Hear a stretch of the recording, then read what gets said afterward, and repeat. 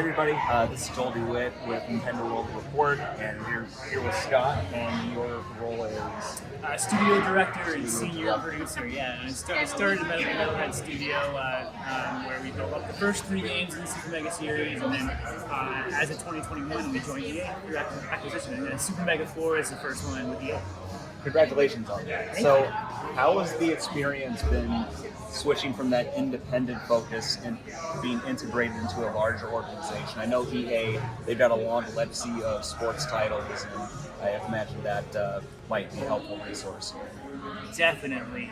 It still is really crazy to me just to see the game sitting beside the FIFAs and the Maddens of the world. And yeah, for me, massive learning experience. I never worked in a company that had more than about 40 people or was past like startup or growth stage. Coming to EA is a little bit crazy.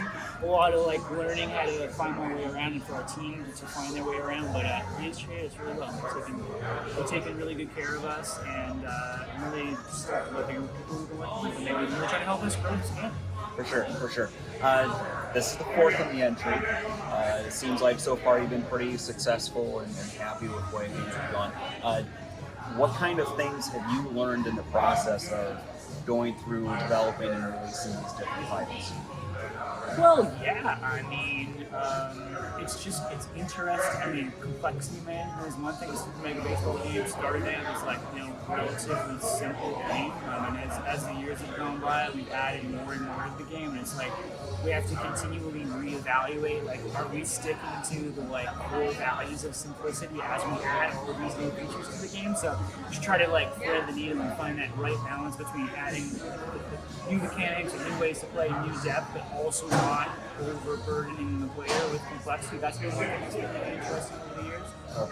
Okay. Yeah, I mean, we got to play for a few minutes ago, and I've played 3 and 4 now. I think you guys have navigated that pretty well, because we were able to just jump in and go without too much trouble, and you look through the different options and gameplay modes, and it's a very robust package. So one thing I always kind of found fun was the different team names and the player names. What goes into coming up with those names? We've had a great deal of fun with that over the years. It started out in the early days when there's just a few of us, like, time off work, sitting on the beach. You think of a fun name that would feel like good for the Super Mega Baseball universe. We just kept a list and eventually integrated it all. What we've done on the more recent ones, just like at different stages in the development process, kind of opened it up to the team. And in 4, we added a new roster spot for relief pictures, so it's like the team like, all right, let's come up with some fun names for some, for an additional roster spot that's mostly going to be pictures. So, and then just get some ideas for the team, and then we come through that stuff and try to pick the stuff that works best. Yeah, there's very little constraints on what the names ought to be, so that's one of the funnest parts. I noticed in the ballparks themselves, like even the one we're looking at right now has that kind of sea shanty look in the background there. Does each team have their own themed park, or is it just a certain set number of parks? Yeah, so the series started out, like in version 1, for example, it was only 4 ballparks, and it's shared by like 12 teams. So the history of the ballparks means like individual parks aren't necessarily designed thematically in line with the teams that play in them. But in 4, we did hit a level finally, I'm stoked about it, where there's enough stadiums that every team has their own stadium. So we did try to pick like the best fit, like, so that each of the fictional teams would be in the city and the team. You mentioned to us before that the origins of the series comes from kind of starting from those classic baseball games and the history of playing those. What did you take from those games when it came to the philosophy of making Super Mega Baseball? Yeah, I would say, pacing would be a big one.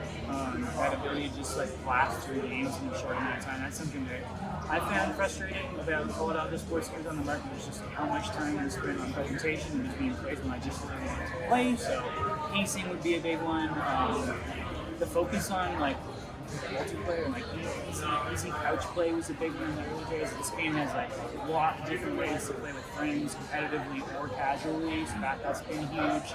And then yeah, simplicity, you know, it's a bit cliche in games these days, but the easy to learn, hard to master piece. I think that's an important thing here. So we tried to find ways for mechanics that you can get in there and get a feel for them like early, but then as you ratchet up the difficulty with Corrido, it gets pretty tough. And that learning, when you're looking for that long learning curve that really, you know, you can go, it's a journey to go from a new player to master the game. So all those pieces I think existed in a lot of the sports game we tried to bring it home.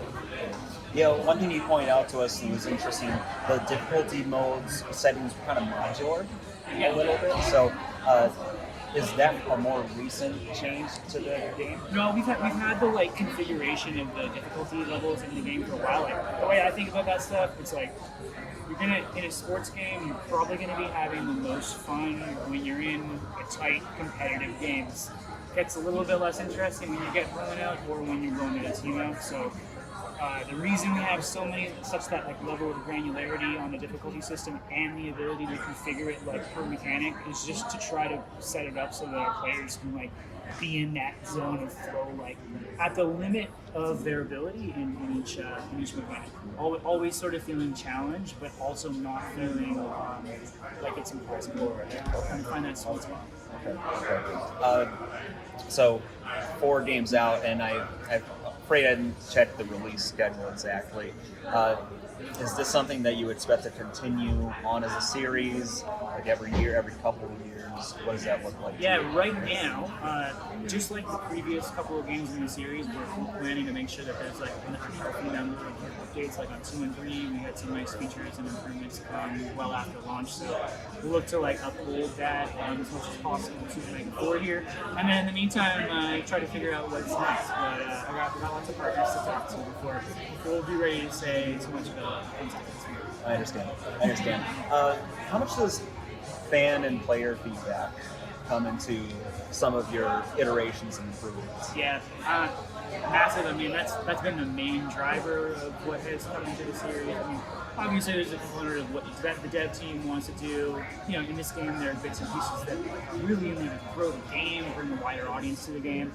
Community feedback's always been the number one driver of what we put in there. So it's kind of like ship Super Mega 1 and then see what everyone wants the most, build a big list, and then narrow that list down to what we think we can accomplish for the next week. Anything come to mind as an example of coming from the community? Yeah, well, we added traits to Super Mega 3, player traits, which are like these conditionals with like special abilities. Not actually all positive. You can cause a player to perform worse in certain situations as well. But the community wanted a bunch more of those.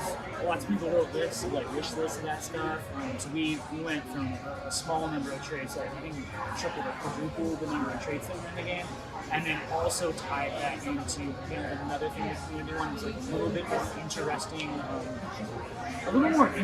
interplay between players on the team. So like a team not just being the sum of its parts, but actually the ability for players to influence the performance of other players on the team. So we added more traits and we built this new chemistry system that actually allows for the composition of your team to influence the performance of traits on other players. So that's sometimes like what the community asks for, we might interpret it and come up with a mechanic that we think sort of enters some of those things. I think the expanded trait system and team chemistry would be an example of like tying together things that may have been more specific requests into like a whole new game system that permeates. It affects the on-field play, the team management mechanics, and throughout the game.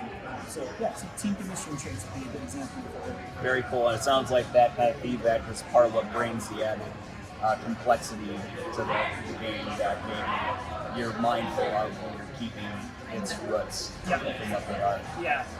With you joining EA, you're now in the same roster of other sports games. This series has been largely focused on sort of made-up team names and characters. And what do you see in terms of potential MLB inclusion of real life characters or spaces.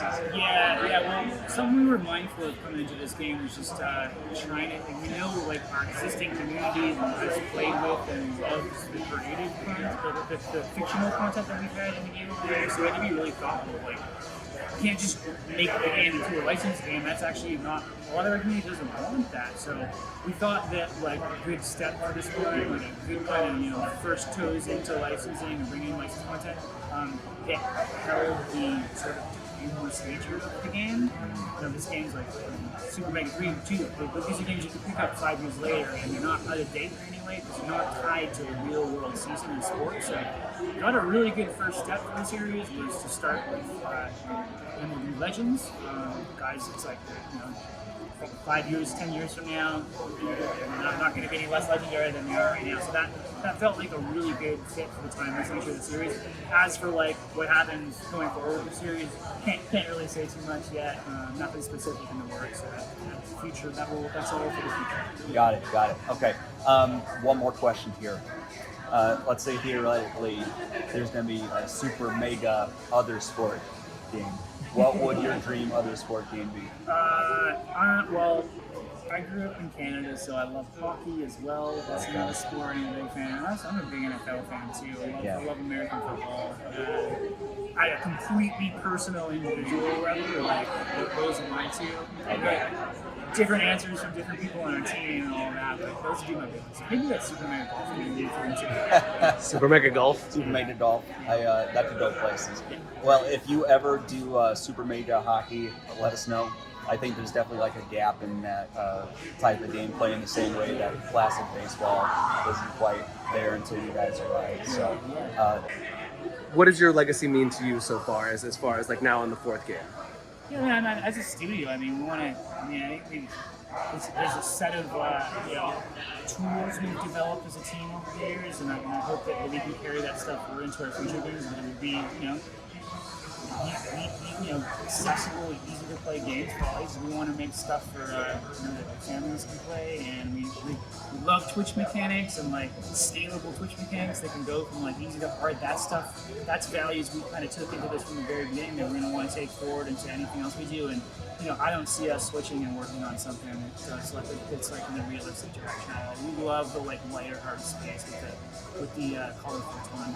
And so those are all values that have gone into this series that I hope we can carry forward into future versions of this or whatever else we might make in the future. Those would be my favorites. And one of the great things about its style is that, going back to the timeless word, the super realistic stuff, it's pretty aged looking over time. This is going to look and feel the same kind of colorful way. It's not going to look dated for a long time. I think that carries over well. So, anything else? No, that's it. Okay, well, thank you for your time again. For all who haven't seen yet, Super Mega Baseball is out on Nintendo Switch and pretty much every other platform. Yeah, PS4, PS5, Xbox Series, Xbox One, PC on Steam, and it'll come to EA app later this year. Fantastic. Thank you. Thanks, guys.